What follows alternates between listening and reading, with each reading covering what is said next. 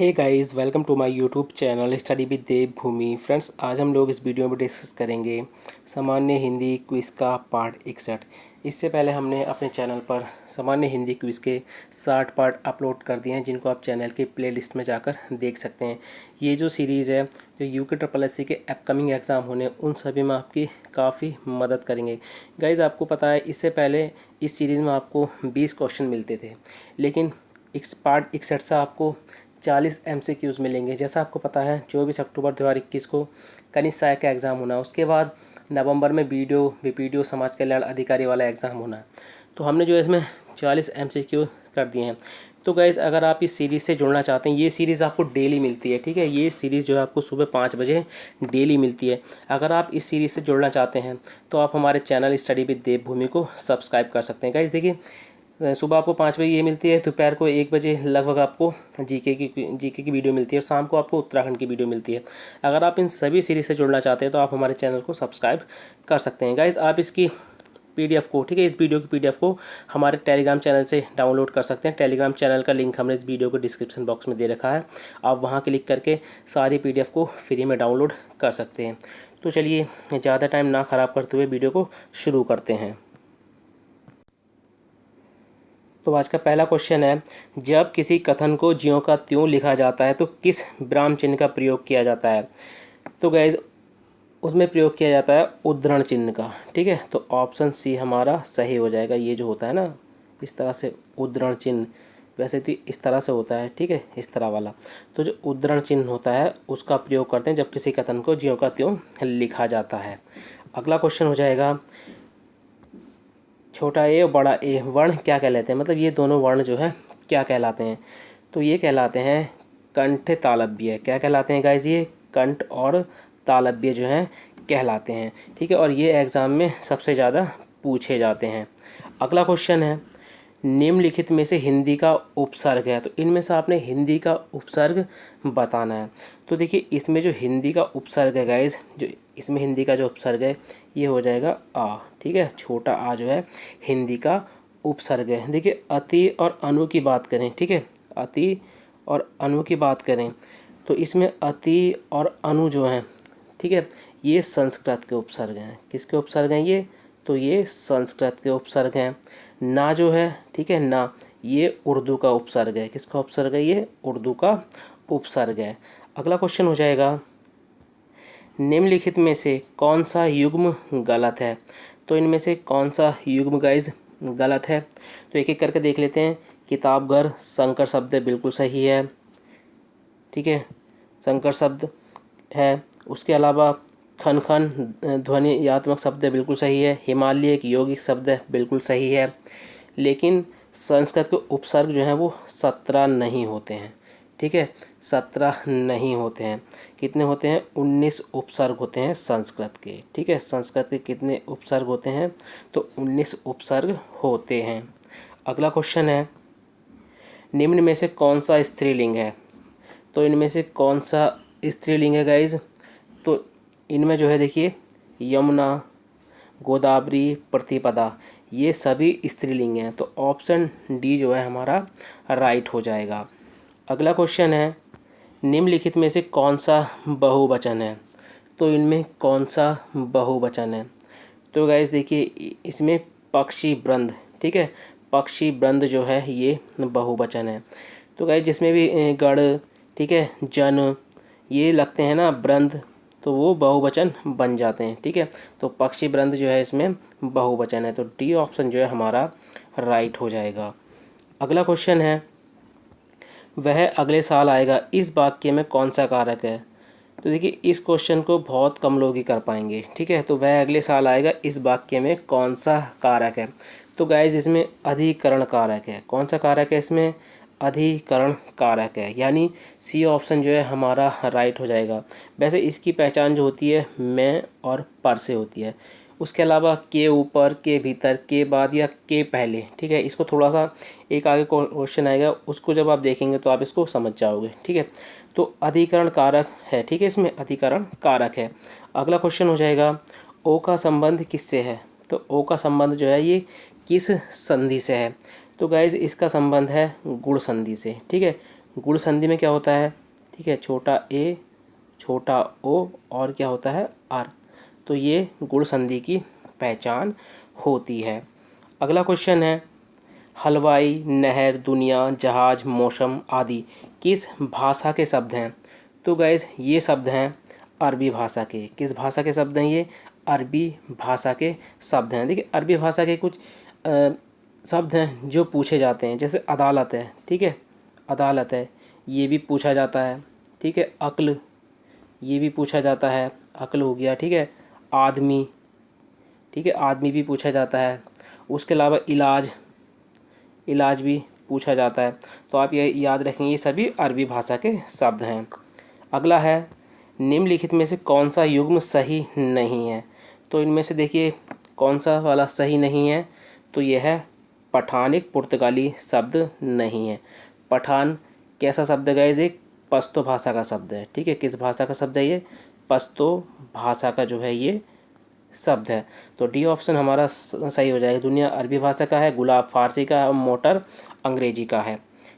अगला क्वेश्चन है, कैसे कि इसमें एक पश्तो में मैं आपको बता दूं, ठीक है, जो पश्तो के पूछे जाते हैं, इसमें जो सबसे ज़्यादा पूछे जाता है वो अखरोट पूछा जाता है, ठीक है, अखरोट।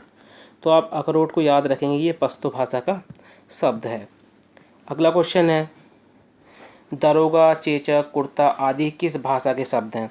तो देखिए दरोगा, चेचक, कुर्ता ये जो हैं ये किस भाषा के हैं? तो ये तुर्की भाषा के हैं, ठीक है। किस भाषा के शब्द हैं ये? तुर्की के। अब देखिए तुर्की में जो सबसे ज़्यादा पूछे जाते हैं, एक तो पूछा जाता है उर्दू, ठीक है, पूछा जाता है उर्दू किस भाषा का शब्द है? तो ये तुर्की का है, तुर्क, ठीक है। तुर्क से तो खुद ही आप समझ जाओगे, तुर्क। उसके अलावा कैंची काफ़ी पूछा गया है, ठीक है, कैंची, कैंची के साथ हो गया चाकू, चाकू भी पूछा जाता है कि किस भाषा का है, ठीक है। चाकू के अलावा हो गया कुली, कुली, ठीक है। कुली के अलावा होता है तमंचा, तमंचा काफ़ी पूछा जाने वाला है। तमंचा के अलावा एक होता है तोप, तोप भी काफ़ी पूछा जाता है। ताश, ठीक है, ताश भी काफ़ी पूछा जाता है। चम्मच, ठीक है, चम्मच हो गया। लाश, ये तुर्की भाषा में सबसे ज़्यादा पूछे जाने वाले शब्द हैं। अगला क्वेश्चन है, जिन शब्दों के सार्थक खंड ना हो सकें और जो अन्य शब्दों के मेल से ना बने हों उन्हें क्या कहा जाता है? तो गाइस इनको क्या कहा जाता है? अयौगिक शब्द। क्या कहा जाता है? अयौगिक शब्द। आपको ऑप्शन में अयौगिक शब्द मिलेगा या आपको मिलेगा मौलिक शब्द, ठीक है, या आपको मिलेगा मौलिक शब्द। अगर ये भी अगर आपको ऑप्शन में नहीं मिलेगा तो आपको मिलेगा रूढ़ शब्द, ठीक है। अब इससे आप समझ गए होंगे। तो गाइस जिन शब्दों के सार्थक खंड ना हो सकें और जो अन्य शब्दों के मेल से ना बने हों उन्हें रूढ़, मौलिक या अयौगिक शब्द कहा जाता है। अब देखिए जैसे दिन है, अब इस एग्जाम्पल से समझ जाओगे आप। अगर दिन का हम इसको तोड़ें तो ये किस में टूट जाएगा? दी प्लस ना। अब देखिए दी का भी कोई मतलब नहीं है, ना का भी कोई मतलब नहीं है, मतलब, ठीक है। तो इससे आप समझ जाओगे जिन शब्दों के सार्थक खंड ना हो सकें, ठीक है, और जो अन्य शब्दों के मेल से ना बने हो तो उनको क्या कहते हैं? रूढ़ शब्द कहा जाता है। अगला क्वेश्चन है, निम्नलिखित में से कौन सा तत्सम तद्भव युग्म सही है? तो इसमें सही वाला जो है आपने पहचानना है। तो इसमें सही वाला है गाइज, चुंच का जो होता है चोंच होता है, ठीक है। चुंच जो है एक तत्सम शब्द है और चोंच जो है एक तद्भव शब्द है। अगला क्वेश्चन है, निम्नलिखित में से कौन सा तत्सम शब्द है?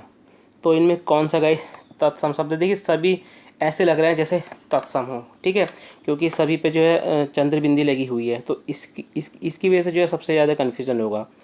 तो इसमें जो तत्सम शब्द है गाइज ये है कांस्यकार। कौन सा है? कांस्यकार, ये एक तत्सम शब्द है। इसका जो तत्भव होता है गाइज, ठीक है, कांस्यकार का जो तत्भव होता है ये होता है कषार। क्या होता है गाइज? ये होता है कषार, ठीक है। तो हमारा सी ऑप्शन राइट हो जाएगा। अगला है संधि शब्द है। तो संधि शब्द जो है ये किस तरह का शब्द है? तो संधि शब्द जो है गाइज ये एक तत्सम शब्द है। कैसा शब्द है? तत्सम शब्द है। अब देखिए संधि का जो तत्भव होता है, ठीक है, संधि का जो तत्भव होता है ये क्या होता है? सेंध। क्या होता है गाइज? तो ये होता है सेंध। अगला क्वेश्चन है, जो क्रिया के आधार, स्थान, समय, अवसर आदि का बोध कराते हैं उसे क्या कहा जाता है? तो उसको कहा जाता है अधिकरण कारक। क्या कहा जाता है उसको? अधिकरण कारक, और इसकी पहचान क्या होती है, मैं पर। ठीक है, ये जो है इसकी पहचान होती है। अगला क्वेश्चन है, निम्नलिखित में से शुद्ध वाक्य कौन सा है। तो इनमें से गाइज शुद्ध वाक्य कौन सा है, तो देखिए एक एक करके देख लेते हैं। तेरे को कहाँ जाना है, देखिए तेरे को नहीं होता, तुझे होता है। ठीक है, तुझे कहाँ जाना है। रोगी के द्वारा दाल खाई गई, बिल्कुल राइट है। वह घोड़े के ऊपर बैठा, देखिए घोड़े के ऊपर नहीं होता, घोड़े पर बैठा होता है। ठीक है, घोड़े पर, वह घोड़े पर बैठा। मैं कलम के साथ लिखता हूँ, कलम के साथ नहीं होता गाइस, कलम से होता है। ठीक है, मैं कलम से लिखता हूँ। अगला क्वेश्चन है, वे तुम्हारे आदमी हैं, इस वाक्य में कौन सा सर्वनाम है। तो देखिए इसमें सर्वनाम बा से आप समझ जाओगे। ठीक है, बा से जो है आप समझ जाओगे इसमें कौन सा सर्वनाम है। तो गाइज इसमें है निश्चयवाचक सर्वनाम। कौन सा है, निश्चयवाचक सर्वनाम। अब निश्चयवाचक सर्वनाम की जो पहचान होती है, एक तो होती है यह, ठीक है, एक होती है वह, उसके अलावा ये, वे, जिसमें ये होंगे आप उससे पहचान जाओगे कि ये निश्चयवाचक सर्वनाम है। अगला क्वेश्चन है, सीता जाति, इसमें कौन सा काल है। तो देखिए सीता जाति ये एक भूतकाल है। ठीक है, भूतकाल वाला है ये। तो सीता जाती है, तो इसमें कौन सा होगा, तो इसमें होगा गाइज हेतु हेतु मदभूत। कौन सा होगा, हेतु हेतु मदभूत। तो क्रिया होने वाली थी पर हुई नहीं। ठीक है, याद रखेंगे इसमें क्या होता है, हेतु हेतु मदभूत में क्रिया होने वाली थी पर हुई नहीं। ठीक है, और हेतु हेतु मदभूत जो है ये भूतकाल में आता है। किस में आता है, भूतकाल में आता है। अगला क्वेश्चन है, द्रुम किसका पर्यायवाची है। तो द्रुम गाइज जो पर्यायवाची है ये है पेड़ का। किसका है, पेड़ का। अब देखिए पेड़ का जो सबसे महत्वपूर्ण है, जो एग्जाम में पूछे जाते हैं, एक तो पूछा जाता है तरु। ठीक है, तरु पूछा जाता है। दूसरा हो गया द्रुम, द्रुम भी पूछा जाता है। द्रुम के अलावा एक होता है रुक्ष। कौन सा होता है, रुक्ष। ये लगती नहीं है पेड़ के हैं। ठीक है, बाकी आप देखिए पेड़ का वृक्ष भी होता है। ठीक है, पादप भी होता है। ठीक है, तो आपको ज़्यादातर तो ध्यान रखने तरु, द्रुम और रुक्ष याद रखने हैं। अगला क्वेश्चन है, सुभद्रा किसका पर्यायवाची है। तो देखिए सुभद्रा जो पर्यायवाची है गाइज ये है दुर्गा का। किसका है, दुर्गा का। अब देखिए दुर्गा के जो पर्यायवाची होते हैं वो काफ़ी पूछे जाते हैं। एक तो होता है चंडी का। कौन सा होता है, तो एक तो होता है चंडिका। चंडिका के अलावा एक होता है सिंह वाहिनी। कौन सा होता है गाइज, सिंह वाहिनी, ये भी दुर्गा का होता है। इसके अलावा कालिका।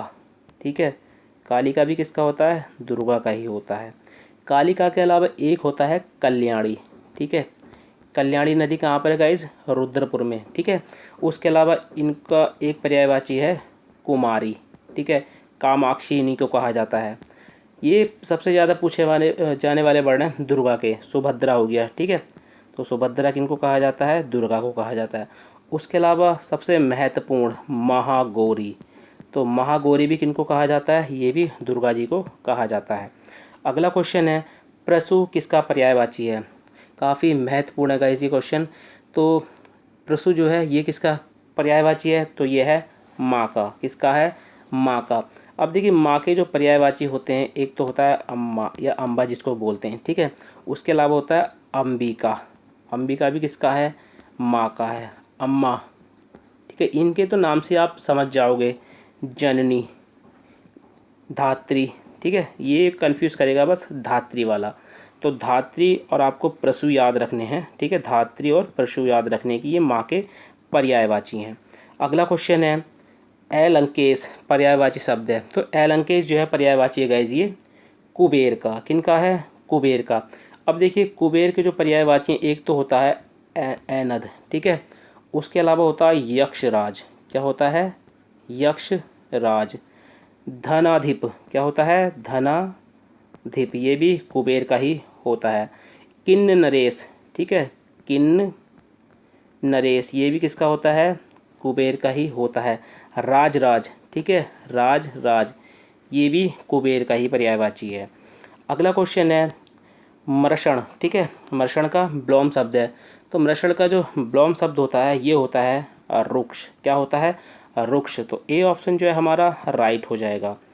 अगला क्वेश्चन है, निम्नलिखित में से ब्लोम शब्द का कौन सा युग्म सही है, मतलब इसमें से सही वाला जो है आपने बताना है। तो देखिए इसमें जो सही है ये हो जाएगा अध का ऊपरी हो जाता है, ठीक है, अध का जो है ऊपरी हो जाएगा, तो बी ऑप्शन जो है हमारा राइट हो जाएगा। अगला है आलोक का ब्लोम शब्द है, ये यूके ट्रिपल एससी ने इसको पूछ रखा है, ठीक है। तो आलोक का जो ब्लोम शब्द होता है गाइज ये होता है अंधकार, क्या होता है, अंधकार। अगला क्वेश्चन है, स्थावर का ब्लोम शब्द है, ये भी यूके ट्रिपल एससी ने पूछ रखा है गाइज, ठीक है। तो स्थावर का जो ब्लोम शब्द होता है ये होता है जंगम, क्या होता है, जंगम। अगला क्वेश्चन है, अनाथ का ब्लोम शब्द है, तो देखिए अनाथ का जो ब्लोम शब्द होता है गाइस ये होता है सैनाथ, क्या होता है, सैनाथ। तो बी ऑप्शन जो है हमारा राइट हो जाएगा।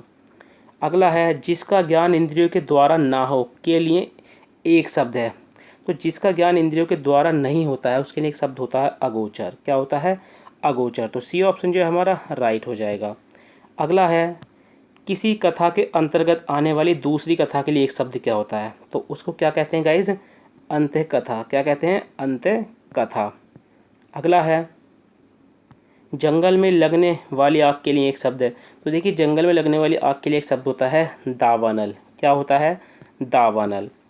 अगला है, दो पर्वतों के बीच की भूमि के लिए एक शब्द क्या होता है, तो उसको क्या कहते हैं, उपत्यका, क्या बोलते हैं, उपत्यका। तो देखिए जैसे एक पर्वत ये है, ठीक है, फिर ये खाली स्थान हो गया इस तरह से, एक पर्वत ये हो गया, तो इसके बीच में जो ये जगह होती है खाली, ठीक है, इसको बोलते हैं उपत्यका। और ये काफ़ी महत्वपूर्ण वर्ड है, ठीक है, अनेक शब्दों के लिए एक शब्द में। अगला है, फेंक कर चलाया जाने वाला हथियार, ये भी काफ़ी महत्वपूर्ण क्वेश्चन है गाइज ये।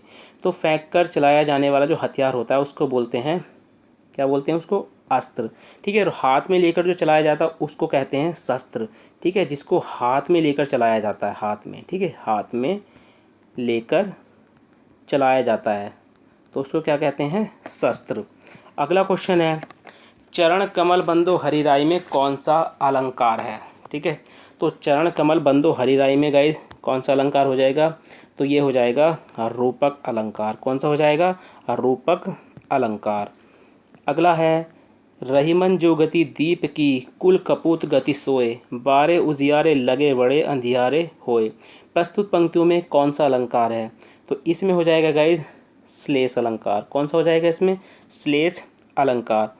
गाइज आपको लगभग 2-4 दिन में अलंकार की एक वीडियो मिल जाएगी जिसमें सभी अलंकार हम लोग पढ़ेंगे, क्योंकि अलंकार से क्वेश्चन पूछा ही जाता है और इसमें अधिकतर गलत क्वेश्चन हो जाता है, तो हम 1-2 दिन में लगभग अलंकार वाली वीडियोस लेकर आएंगे, ठीक है, तो आप उसको देखना ज़रूर। अगली है, चांद का मुंह टेढ़ा है, तो इस पुस्तक के लेखक कौन है, तो देखिए चांद का मुंह टेढ़ा है, इस पुस्तक के लेखक हैं गजानन माधव मुक्तिबोध। तो सी ऑप्शन जो है हमारा राइट हो जाएगा। अगला है, इरावती उपन्यास के लेखक हैं, ये यूके ट्रिपल एससी ने पूछ रखा है इसको। तो इरावती उपन्यास के जो लेखक हैं गाइज ये हैं जयशंकर प्रसाद जी। कौन है, जयशंकर प्रसाद। देखिए इनका कंकाल और तितली भी इन्हीं का ही है, ठीक है, तितली, तितली, तो ये भी आप याद रखेंगे। अगला क्वेश्चन है गाइज, 5वां विश्व हिंदी सम्मेलन कब हुआ, ठीक है, कब हुआ। तो देखिए 5वां विश्व हिंदी सम्मेलन जो हुआ था गाइज ये हुआ था 1996 में। कब हुआ था, 1996 में हुआ था। और कहाँ पे हुआ था, पोर्ट ऑफ स्पेन, कहाँ पर हुआ था, पोर्ट ऑफ स्पेन में आयोजित हुआ था। अगला क्वेश्चन है, राष्ट्रीय भाषा प्रचार समिति की स्थापना कब हुई। तो देखिए राष्ट्रीय भाषा प्रचार समिति जो है ये वर्धा महाराष्ट्र में है। कहाँ पर है, वर्धा महाराष्ट्र में है। तो गाइस इसकी जो स्थापना हुई थी वो हुई थी 1936 में। कब हुई थी, 1936 में। अगला क्वेश्चन है, किसी अनुच्छेद के तहत भाषाई अल्पसंख्यक वर्गों के लिए प्राथमिक स्तर पर मातृभाषा में शिक्षा की सुविधाएं उपलब्ध कराई जाएंगी। तो ये आता है अनुच्छेद 350 में। तो सी ऑप्शन जो है हमारा राइट हो जाएगा। देखिए ये जो अनुच्छेद आते हैं ये राजभाषा के अंतर्गत आते हैं, ठीक है, राजभाषा के। अब देखिए राजभाषा का सबसे महत्वपूर्ण क्वेश्चन पूछा जाता है कि किस भाग में आता है राजभाषा, तो ये आता है भाग 17 में। अब भाग राजभाषा में कितने अनुच्छेद आते हैं, मतलब कहाँ से कहाँ तक, तो 343 से 351 तक जो है इसमें अनुच्छेद आते हैं।